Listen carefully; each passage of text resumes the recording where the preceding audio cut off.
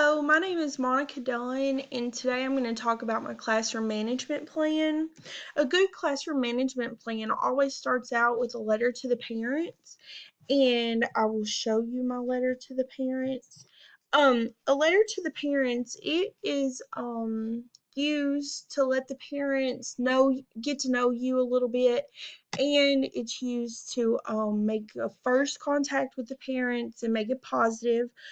In my letter to the parents, I'm going to, of course, tell them my name, and then I'm going to tell a little bit of personal stuff, and that's going to happen in this paragraph.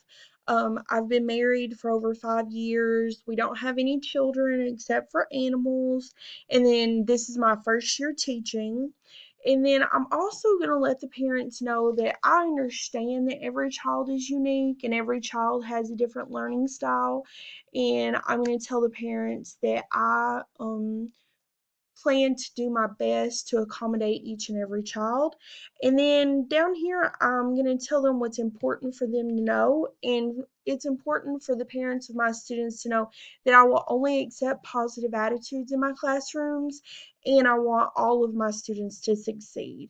And I want them to know that I want us to work together in order to do that. Okay? So,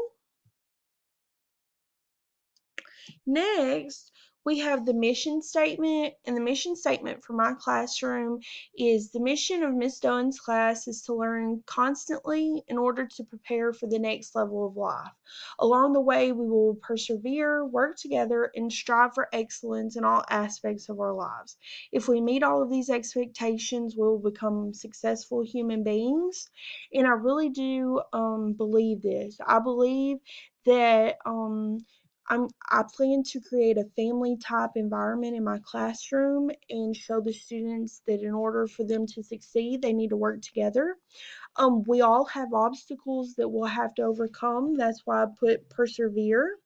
And then I want them to strive for excellence because I don't just want them to do the bare minimum and try to get by with a C. I want them to do the best that they can. Okay. And then the next thing is the parent student teacher contract. And I am going to send my parent teacher student contract home with the students. And I'm going to have the student sign it, I'm going to sign it, and then I want the parent to sign it. And this just lists the responsibilities that I think each of us need to take on in order for the student to be successful this school year. So, for me, the student will follow all rules and procedures. They will respect themselves and others. They will do the best they can, and they will believe that they can learn. Since I will be teaching mathematics, a lot of students come in with the idea that, oh, this is math and it's hard and I can't learn. So I don't want that in my classroom. I want them to believe that they can learn. I want them to ask for help when it's needed. I want them to come to class prepared. And I want them to express their emotions appropriately. I don't know what's going to go on with the students before they come to my class. So if they're angry, I want them to express it appropriately. I don't want them to come in and start flipping desk. So that's important for me. And then I want them to spend time outside of class on schoolwork, and that usually is homework for me. Because for mathematics, it's important that you practice so that you'll remember how to do it. Okay, and then the parent responsibilities, they'll show respect and support for their child, the teachers in the school. They'll have high expectations for the child. They'll provide a place and time for the child to study. They'll stay in contact with me, and they'll encourage the child to follow the discipline policy.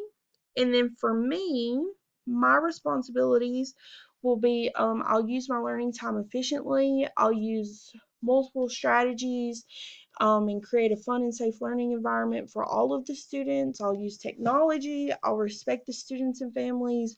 I'll provide resources. I will communicate with the parents. I'll be professional. I'll have a positive attitude. I'll do my best to help each student reach his or her potential. I'll be clear on all the instructions that I give. I'll encourage every student, and I will enforce the discipline fairly and consistently. So that will also be sent home, probably along with the parent letter. Okay. The next is my class rules. For my rules, I want the students to give the speaker their undivided attention. I want them to respect themselves and others. I want them to use classroom materials appropriately, and I want them to follow all the safety procedures in class, and those to be posted by. I feel if the students follow these rules, this will create a good environment in the classroom. Okay? And then the next thing is the classroom consequences. If a student is to break any of those rules, I will give them a verbal warning first. And then if it happens again, I'll talk to the student. And then the third offense will be a loss of privilege. And that could be if we're going to play a game today, the student may not get to play the game. Depending on the day, will be whatever privilege is lost. Then the fourth offense, I'll call the parent, and then the fifth offense, I will send them to the principal's office. Okay, and then the attention signals that I'll use in my classroom, I'll have a designated spot in my classroom where the students will know if I'm in that spot and I raise my hand, they know to get quiet. I will probably also say attention class. I will not scream this. I will say it calmly and I will wait for the students to get quiet.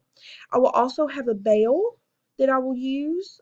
I will also use an attention signal where I'll say, if you can hear me, touch your nose. And I will wait for everyone to touch their nose.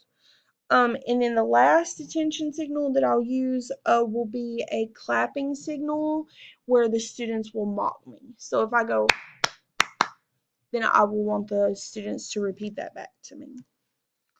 Okay, and then the next thing is procedures. A classroom runs smoothly when there are procedures in place, and I've listed a few of the procedures that I will use in my classroom. For entering the classroom, I want the students to greet me at the door because that's where I'll be standing. I want them to come in, get out their necessary materials, and begin the bell work. For checking attendance, I'll have a seating chart, and while the students are doing their bell work, I will look at the seating chart and see who's not there, and I'll go ahead and mark it. As for cell phones, I'm going to want the students to place their cell phones on their desk face down. That way I can see what's going on.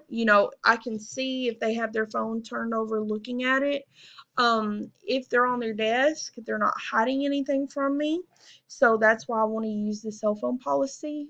And then bathroom breaks.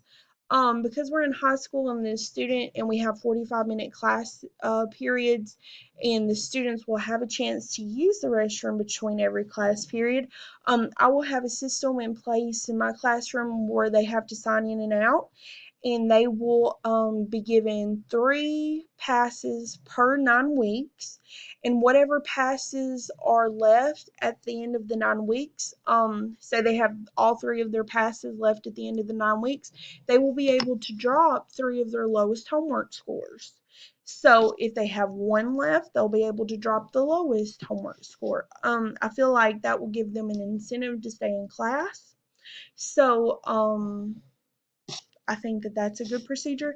And then for turning in papers, I'm just going to have the students pass them all to the right of the row, and then the person at the top right corner of the classroom will pick up all the papers from the students.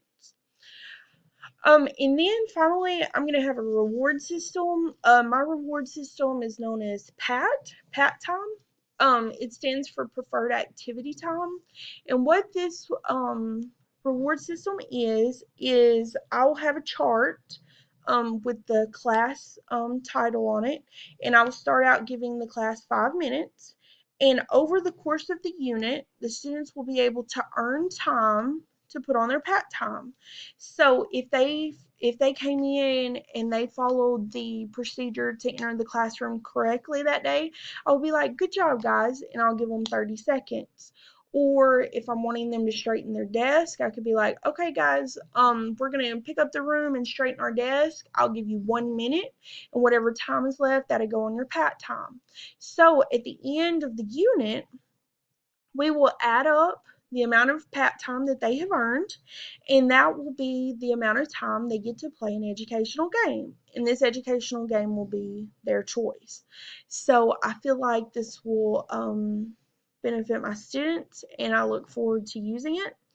And that is the end of my classroom management plan. Thank you so much for listening, and I hope we have a good year.